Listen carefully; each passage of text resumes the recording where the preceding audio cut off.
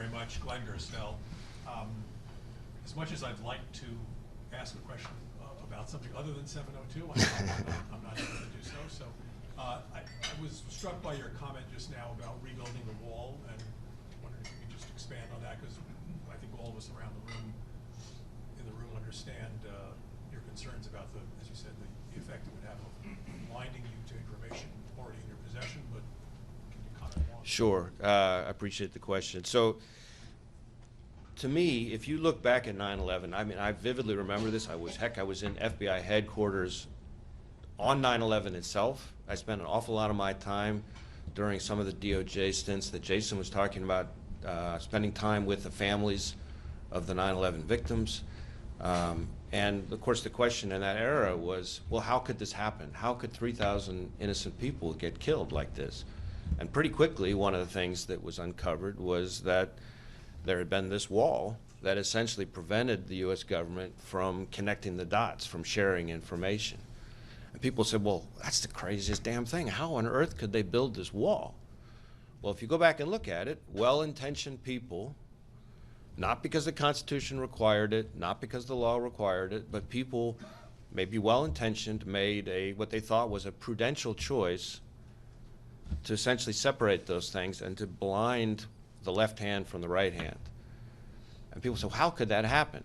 Well, I'll tell you how it could happen, because what we're seeing right now is an effort, again, not because the Constitution requires it, not because the law requires it, not because compliance concerns require it, to essentially, again, put in place a barrier between our ability to connect the dots. And the thing that makes it so pernicious in the current environment is today's threats are moving at a faster and faster clip. If you go back and look at 9/11, that was an attack that was plotted over months by those attackers. Today's terrorist threats are moving at the speed of social media. The cyber threats, hours, forget days, hours make a difference in how fast you can get to a victim and notify them so they can mitigate an intrusion before real-world consequences happen. So speed is of the essence. And on top of that, the number of dots that are out there are often fewer in today's threats than there were during that environment. So the ability to lose one dot means potentially losing the ability to prevent the threat altogether. And so again, well-intentioned people, but people who are making, I think, in my view, a misguided choice. And that's what it is. I understand that people make these choices based on their personal views, based on whatever motivates them.